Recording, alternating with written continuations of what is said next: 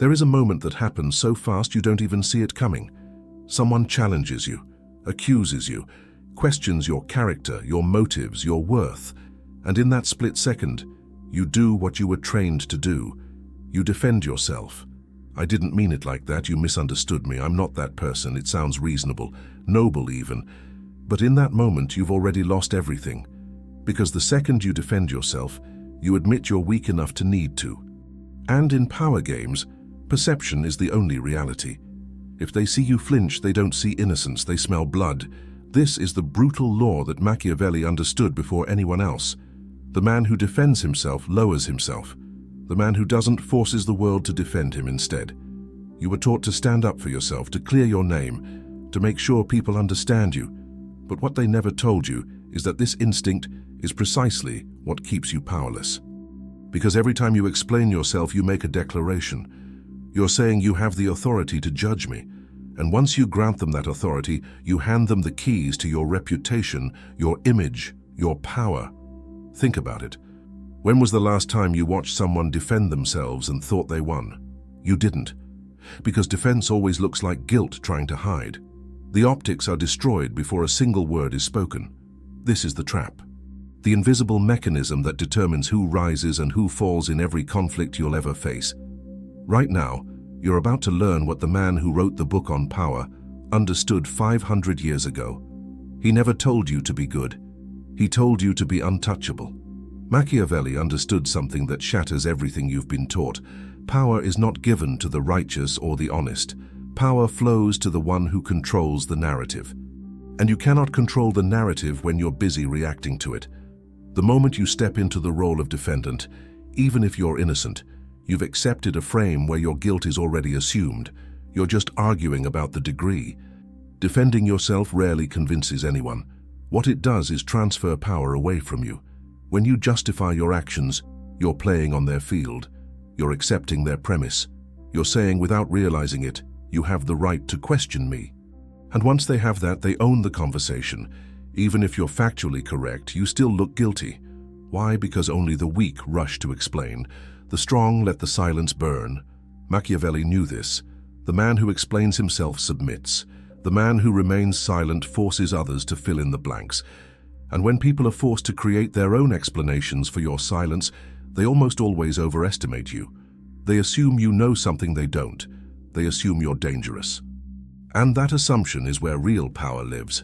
Not in convincing people you're innocent, but in making them afraid to accuse you in the first place.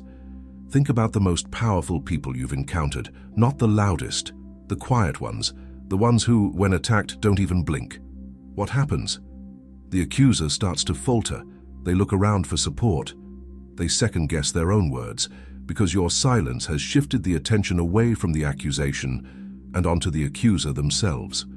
Suddenly they're the one who looks emotional, desperate, unstable. And you haven't said a word. But everyone in the room feels your power growing. This is the law. Defense is not strength.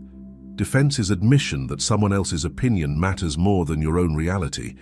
And the moment you admit that, you become a puppet, pulled by anyone willing to question you. But the man who refuses to defend himself? He cuts those strings. He forces the world to reckon with his presence on his terms, not theirs. He doesn't ask to be understood. He simply exists with such certainty that accusations bounce off him like rain off stone. Every conflict exists inside a frame, and whoever controls the frame controls the outcome. The frame is the invisible structure that determines who has authority, who is being judged, and what the rules are. Most people never see the frame. They just react within it. And that's how they lose. Here's how it works. Someone accuses you. They say you're selfish, cold, manipulative. In that moment, they've constructed a frame. The frame says, you are the defendant, I am the judge, and you owe me an explanation. If you defend yourself, if you say no, that's not true, let me explain, you've accepted the frame. You've agreed that they have the authority to judge you. And once you're in that role, no amount of explanation will get you out. The frame itself is the trap. But what happens if you refuse to enter? The frame collapses. Because a frame requires participation from both sides. If you refuse to play defendant, there is no trial. The accuser is left holding a weapon with no target. They swing at air. And when they swing at air, everyone watching starts to wonder why they're swinging. The attention shifts. Now they're the one being examined. They're the one who looks emotional, reactive, desperate, and you've done nothing. But you've completely inverted the power dynamic simply by refusing to participate. This is what most people don't understand. You don't win the frame game by playing it. You win by recognizing it's a game and choosing not to play. When someone questions your character, they're not interested in truth, they're interested in power. They want to see you squirm. They want proof that their words have weight. And the moment you give them that proof, you've lost. Because now they know how to control you. All they have to do is question you and you'll dance. Machiavelli knew that whoever speaks first often loses control, because speaking first means you're reacting. But the man who speaks second, or doesn't speak at all, he's in control. He watches his opponent reveal themselves. He sees how desperate they are, how emotional, how invested. And all of that becomes ammunition. While they're trying to get a reaction, he's studying them, learning their weaknesses. And when he finally responds, if he responds at all, it's not a defense, it's a redirect that shifts the entire frame. When you justify your actions, you tell everyone watching one thing. This person's opinion is so important that I'm willing to debase myself to change it. And once people see that, you become easy to manipulate. They know the formula. Accuse you, watch you defend, accuse again, watch you defend again. With every cycle, you become smaller, weaker. While they grow larger, the frame game is vicious. But it's simple. Refuse to be the defendant. Refuse to accept the authority of people who haven't earned it. And in that refusal, you seize control of the frame itself. There is one thing you possess more powerful than any argument, more convincing than any explanation. Mystery, the unknown, the space where people's imaginations run wild, and most people throw it away the moment they open their mouth. Because the moment you explain yourself, you destroy mystery. You become predictable, readable, easy to dismiss. You trade power for clarity, and clarity is weakness. Think about the most powerful people you've encountered, the ones who commanded attention without demanding it. The ones who, when questioned, didn't scramble to justify themselves. They just looked at you. And in that look, you felt uncertain. You started questioning your own words. That's the power of mystery. When someone refuses to explain themselves, they become a mirror. Whatever you throw at them gets reflected back, magnified, until you're drowning in your own accusations. Machiavelli knew that the man who explains himself gives away his strategy. He reveals his insecurities, he shows his cards. But the man who remains silent forces everyone to guess. And when people guess, they almost always guess in your favor, because the human mind abhors a vacuum. When you don't provide an explanation, people create one for you, and they will almost always create one that makes you more powerful, more intelligent, more dangerous than you actually are. Why? Because silence in the face of accusation is unnatural. It goes against every social instinct we have. So when someone does it, when someone stands there unmoved, the only explanation that makes sense is that they know something we don't. That they're operating on a level we can't reach. That they're untouchable. This is the mystery weapon. You don't give them answers, you give them questions. Not questions you ask, but questions they start asking themselves. Why isn't he reacting? Does he know something I don't? Is he this calm because he's above this? Did I just make a mistake? And while they're spinning in those questions, drowning in uncertainty, you're standing perfectly still, centered, untouched. And every second of your silence makes them look weaker, more desperate, more obsessed, because they're fighting an enemy that isn't even engaging. They're shadowboxing, and everyone can see it. Most people defend themselves because they want to be understood. They believe clarity will vindicate them. But this belief is rooted in a fundamental misunderstanding. People don't respect you because they understand you. They respect you because they can't figure you out. When someone calls you arrogant and you immediately say, no, you don't understand, you've done something catastrophic. You've admitted their perception matters more than your reality. You've admitted you need them to see you a certain way. You've admitted their words have power over you, And once you've shown them they can affect you, you've handed them a weapon they will use again and again. But what happens when you don't defend? When you meet their words with nothing but a calm gaze? They start to unravel. They talk more, louder, more desperate, trying to get any reaction. And with every word, they look more unhinged while you look more powerful. The mystery weapon is this: you let them fill the silence, and whatever they fill it with reveals them, not you. You walk into a room. Someone throws a jab, maybe subtle, maybe direct. A comment about your success, your attitude, your past. Everyone turns, they're watching, waiting to see what you'll do, how you'll respond. This is the moment where everything is decided. And here's what most people do. They tense up. Their body shifts. They lean forward, they start explaining, justifying, deflecting. And the moment they do, they've lost. Because everyone in that room isn't watching the accusation. They're watching your response. They're reading your body language. They're measuring your energy. And if they see you react, if they see you flinch, they've learned something. They've learned you can be moved, that there's a button they can push. And once people know that button exists, they will push it again and again. Not out of cruelty, but because that's how social hierarchies work. People test constantly, looking for weakness, looking for leverage. But here's the move that changes everything. You do nothing. You don't defend. You don't retaliate. You don't even smirk. You remain still, completely, totally still. You let the words hang in the air. You let the silence stretch. And in that silence, something extraordinary happens. The power flips. Because now everyone is asking a different question. Not, is he guilty? But why didn't he react? Does he know something we don't? Is he above this? You've just inverted the entire social frame without saying a word. This is the power of physical stillness. Your body is a communication device. Every movement sends a message. And when you're attacked, your body wants to react. But if you can override that instinct, if you can remain perfectly calm, you send a message louder than words. You send the message that this attack doesn't even register, that it's so beneath you it doesn't warrant a response, that you exist on a plane where these petty jabs simply bounce off. Now here's what happens next. The person who threw the jab starts to feel the shift. They were expecting you to engage. Instead, they're left holding their accusation like a dead weight. It's awkward. Everyone feels it. So they try again. Maybe they laugh. Maybe they try to play it off as a joke. But nobody validates them, because your silence has done something powerful. It's made everyone reevaluate who's actually in control. And it's not the person talking, it's the person who doesn't need to. Silence in social settings is terrifying for most people. They fill it with noise because silence makes them confront themselves. But when you can hold silence, you force everyone else to sit in that discomfort. And discomfort is where people reveal themselves. The accuser starts looking desperate, like they care too much, like maybe they're insecure, and the longer you remain still, the more obvious it becomes. They attacked you, but somehow they're the one who ended up looking weak.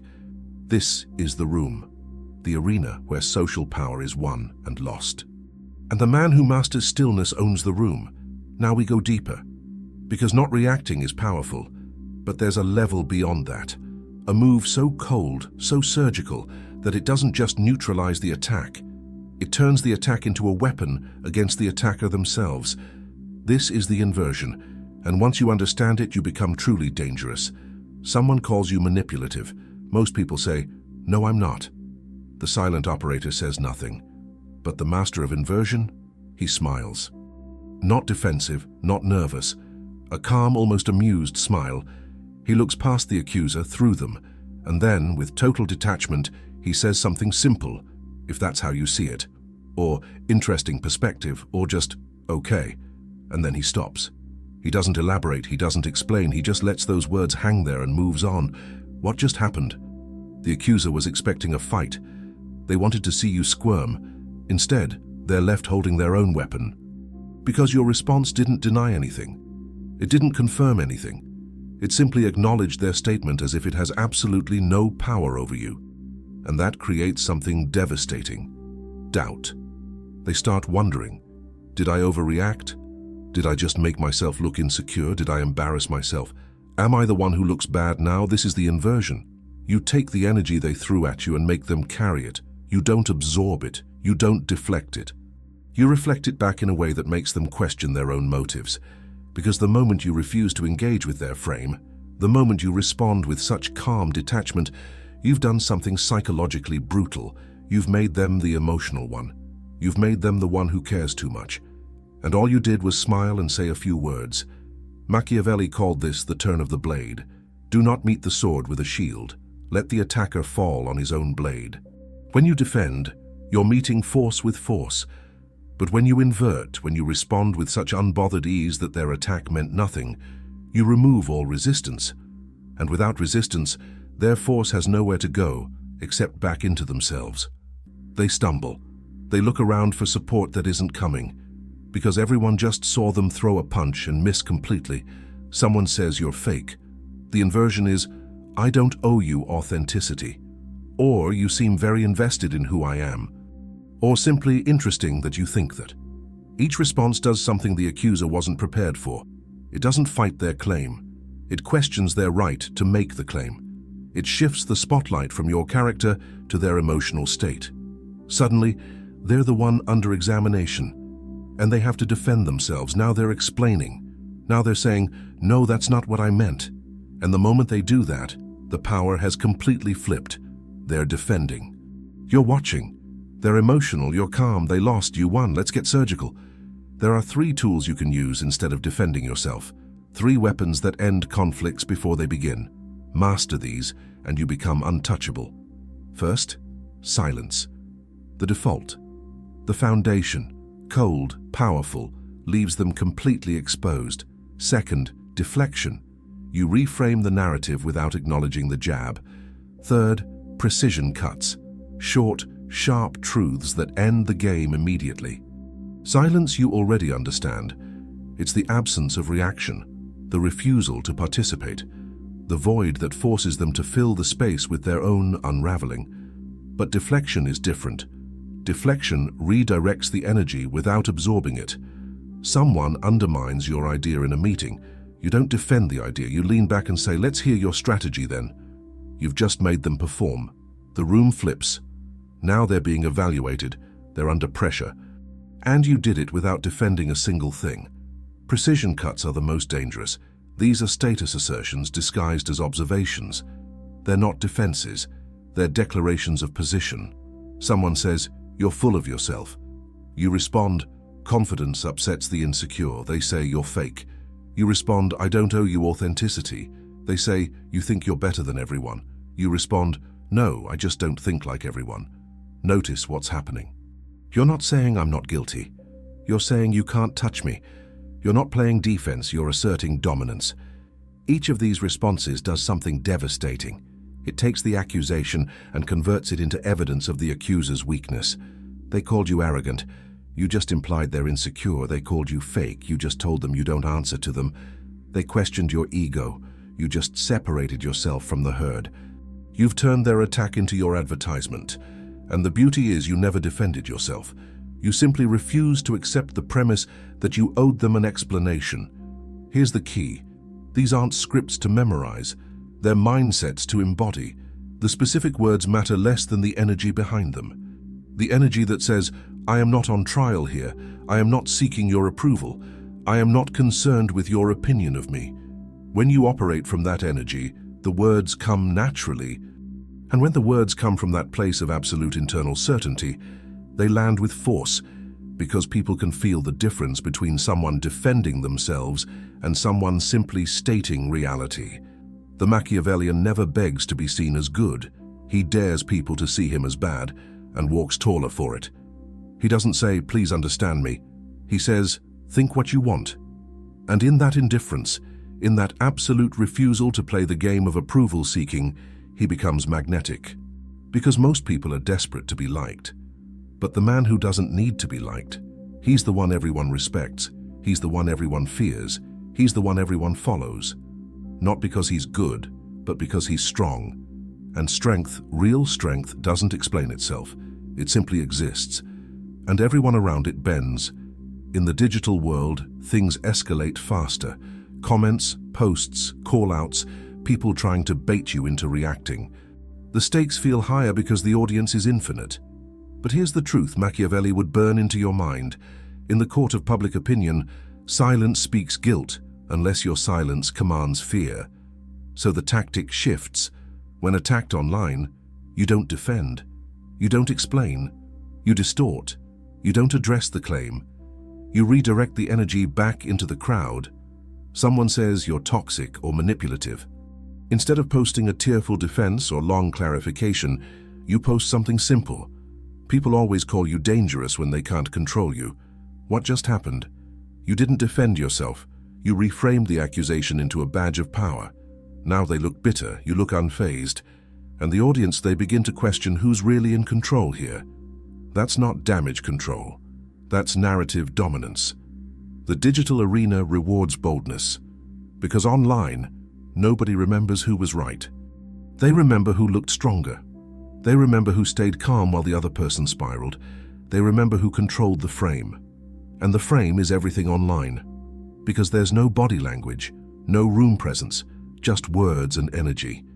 And if your words carry the energy of someone unbothered, unshaken, almost amused by the attack, you win. Even if the accusation was true, even if you were guilty, the optics override the facts. Here's what makes digital warfare different. The attacker needs your response to fuel their narrative. They need you to get defensive, to explain, to show that their words hurt you.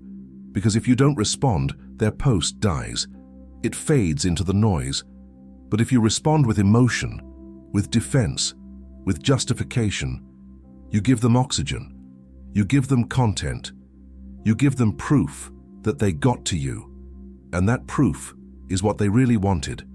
Not truth, not justice. Validation that they matter enough to affect you. So the move is this. If you respond at all, make it a power move. Make it so dismissive, so unbothered, so clearly above the fray, that anyone reading it feels your energy. Not your words, your energy. The energy of someone who exists on a different level, someone who sees the game being played and simply refuses to participate in it. And when you project that energy online, something strange happens. People start defending you, people you've never met, people who have no stake in the conflict. They defend you because your refusal to defend yourself made you look powerful, and people are drawn to power. The digital arena isn't about truth, it's about perception. And perception online is determined by one thing: who looks like they care less, who looks like they're above it, who looks like the noise doesn't even reach them. Master that, and you become untouchable online, not because you're right, but because you're unreachable. And what you can't reach, you can't hurt. Let's destroy a final illusion. You don't need a good reputation to win, you need a strong one. And there's a massive difference. The man with a good reputation is expected to be clean, soft, agreeable, nice. He has to maintain that image constantly. One slip and it shatters. But the man with a strong reputation, he's not always liked, he's not always trusted, but no one dares move against him casually. That's the paradox. Goodness makes you vulnerable. Strength makes you untouchable. Machiavelli understood this with brutal clarity. It is better to be feared than loved if you cannot be both. But even more, it's better to be confusing than predictable. Because the confused man is cautious. He watches you. He doesn't act rashly. And that means you control the field. The moment people can predict how you'll react, they can manipulate you. But when you're unreadable, when they can't figure out if you're going to ignore them, invert their attack, or do nothing at all, they become paralyzed. And paralysis is power. Think about the people you respect most. Not the ones who are universally loved, the ones who command rooms, the ones who make decisions without apology, the ones who, when criticized, don't even blink. They don't have good reputations. They have strong ones. People might call them cold, ruthless, arrogant. But those same people wouldn't dare challenge them directly. Why? Because their reputation isn't built on being liked. It's built on being formidable. And formidable beats likable every single time in the game of power. This is what happens when you never defend yourself. Your reputation stops being about what people believe and starts being about what they fear you'll do next. You stop fighting for approval and instead create an aura that makes people cautious. Because even your silence feels like a decision. Every move you don't make becomes a move in their mind. They start projecting power onto you that you didn't even claim. And that projection, that assumption of danger, is worth more than 1,000 explanations. Here's the shift. The man who's always explaining himself, always clearing things up, always making sure everyone understands him, he's seen as desperate, needy, weak. But the man who remains calmly misunderstood, he's feared. Because being misunderstood means you're operating outside the normal rules. It means you don't care what they think. And not caring what they think is the ultimate power move, because the moment you stop seeking validation, you become immune to social pressure. And immunity to social pressure makes you dangerous, so stop chasing goodness. Chase strength. Stop trying to make everyone like you. Make them respect the fact that you don't need them to. Build a reputation not on being understood, but on being underestimated, and then proving them wrong through action, not explanation. That's the reputation that lasts. That's the reputation that bends rooms. That's the reputation that makes your silence more powerful than most people's speeches. Here's the ultimate paradox. The more you explain yourself, the more alone you look, because no one feels the need to step in when you're already arguing on your own behalf. You're handling it. You're defending yourself. So why would anyone else? But if you remain calm, if you stand silent and unfazed, something extraordinary happens. People start to feel the urge to defend you, not because you asked, but because your silence creates a vacuum that others feel compelled to fill. They say that was uncalled for, he didn't deserve that. Why are you coming after him? He didn't even respond and you're still pushing. Suddenly they become your shield. And what's better than defending yourself? Letting others do it for you without asking. That's Machiavellian leverage. You let the crowd argue your case while you remain above the noise. Now you're not just respected, you're elevated. You've transcended the conflict entirely while others fight on your behalf. This doesn't happen by accident. It happens because of how human psychology works. People respect strength, and the strongest display of strength is not needing to prove yourself.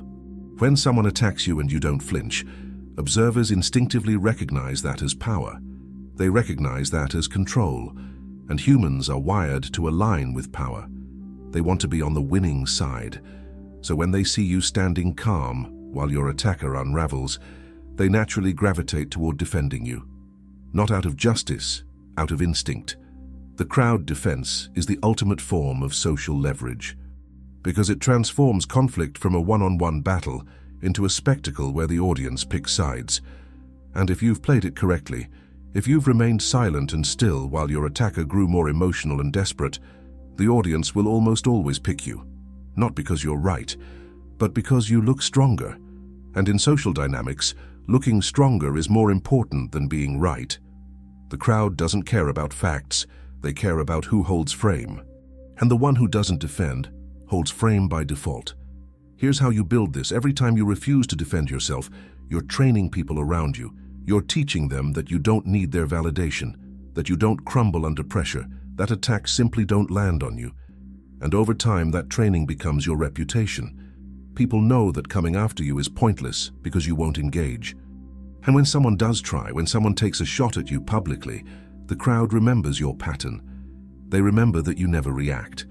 So they start wondering why this person is so obsessed, why they're trying so hard to get a response. And that wondering turns into judgment. Judgment of the attacker, not you. This is the final evolution of not defending yourself. You don't just protect your own position, you create an army of people who protect it for you. People who step in without being asked, because they've seen your pattern of strength and they want to align with it. That's when you know you've mastered the game, when the room defends you while you remain silent, when your reputation becomes a fortress that others guard, when your presence alone makes people hesitate to attack because they know the crowd will turn on them, not you. This doesn't happen overnight. You build it like a fortress, stone by stone, interaction by interaction. Every time you choose stillness over reaction, you lay another brick. Every time you let silence speak instead of your voice, you reinforce the walls. This is practical construction. This is the daily work of becoming untouchable. And it starts with small, deliberate choices. First, never correct insults clearly meant to provoke. Let them speak. Let the words echo into emptiness. Your silence tells the room that the insult didn't even register on your radar. It's beneath your notice. Second, respond to indirect shots with calm confusion, not offense. Is that how you see it? Said with total serenity. It dismantles the emotional energy behind their attack. They wanted fire. You gave them ice. Third, use short closing phrases instead of defenses. Noted. Okay, think what you like. Time will tell. Each one closes the door. It doesn't invite debate. It ends the scene. But here's what most people miss. It's not just about the words. It's about your body, your face, your physical presence. The Machiavellian never twitches, flinches, or tenses when attacked. Stillness is his armor. Study how you hold yourself. When someone challenges you, what does your body do? Does it tighten? Do your shoulders rise? Does your jaw clench? Those are tells, signs that the attack landed. Train yourself to remain loose, relaxed, present, like you're hearing information that has no emotional charge whatsoever. Your gaze matters too. When someone accuses you, where do you look? Most people either look away in shame or stare aggressively in defense. Both are reactions, both are weaknesses. The powerful move is to look at them calmly, not through them, not past them, at them, with the kind of gaze that says, I see you. I understand what you're trying to do, and it doesn't work on me. That gaze, held for just 2 seconds longer than comfortable, does more than 1,000 words ever could. Practice in small moments. Someone cuts you off in conversation. Don't fight to finish your sentence, just stop. Let the silence hang. Watch them realize what they did. Someone makes a passive-aggressive comment. Don't address it. Just continue as if they hadn't spoken. These micro moments are your training ground, because if you can't hold frame in small conflicts, you'll never hold it in large ones. Every interaction is practice. Every moment someone tests you is an opportunity to reinforce your fortress. The fortress isn't built in a day, but once it's built, once people know that attacking you is pointless because you simply don't engage, something shifts. The attacks slow down, then they stop, not because you fought them off, but because people know they'll lose before they even start. Your presence says, I don't play defense. I let others destroy themselves trying to reach me. And when your presence says that loudly enough, when your fortress is complete, you achieve something most people never will. Peace. Not because everyone likes you, but because everyone knows better than to waste their energy trying to provoke someone who cannot be provoked. There is a difference between strength and immunity. Strength still reacts. It still gets emotional. It still fights back, even if it wins. But immunity doesn't even acknowledge the hit. The attack passes through empty space, because you're not where they thought you were. That's the Machiavellian ideal. You don't win the argument. You end the argument before it starts by never needing to answer it. Because when you no longer defend yourself, people stop seeing you as someone who needs to be put on trial. You've moved beyond the court of public approval, and the only judgment that matters is your own. From this point forward, you don't live in defense. You live in definition. You define your image. You define your tone. You define your silence. And people feel that. They feel the certainty behind your eyes, the calmness in your posture, the danger in your quiet. You're not resisting anymore. You're commanding. And that's when the room shifts. The crowd speaks less. Your enemies grow quieter. Your name carries weight, not because you fought for it, but because you never explained it. You simply existed with such undeniable presence that explanation became unnecessary. Remember the moment we started with, that split second when someone accuses you and you have to choose. Will you defend yourself? Will you scramble to justify? Will you prove you're not what they say you are? Now you know the answer. You do nothing. You remain still. You let their accusation hang in the air until it dies from its own weight. Because you've understood what Machiavelli knew 500 years ago. The man who defends himself lowers himself. The man who doesn't forces the world to defend him instead. Never defending yourself doesn't mean never speaking. It means speaking only when it shifts power. When you say something, it should feel like a move, not a response. Because every time you don't explain yourself, every time you hold still while the world spins around you, you become the one thing they can't control. A man who answers to no one. A man whose silence is louder than their noise. A man whose presence is his only defense. And that presence, That unshakable certainty in who you are is the most powerful weapon you'll ever possess. This is the path, not of the loudest, not of the most liked, but of the untouchable. The man who has built such a fortress of internal certainty that accusations simply bounce off. The man who has mastered the art of stillness so completely that his enemies destroy themselves trying to provoke him. The man who has learned that power doesn't come from being understood. It comes from being impossible to shake. Walk this path and you'll discover something most people never will. True freedom. Not freedom from judgment. Freedom from caring about judgment. And that freedom is where real power lives. If this resonates with you, if you felt the weight of these words and recognize the truth in them, then you're ready for what comes next. This channel, Alkīmiyā, exists for those willing to see beyond the surface. For those who understand that real power isn't given, it's taken through knowledge, through stillness, through the courage to stand unmoved while the world demands reaction. Subscribe and you'll find more keys like this one. Keys that unlock the hidden architecture of power, influence, and the psychology that most people never see. Not for entertainment, for transformation. The next door is waiting. Are you ready to open it?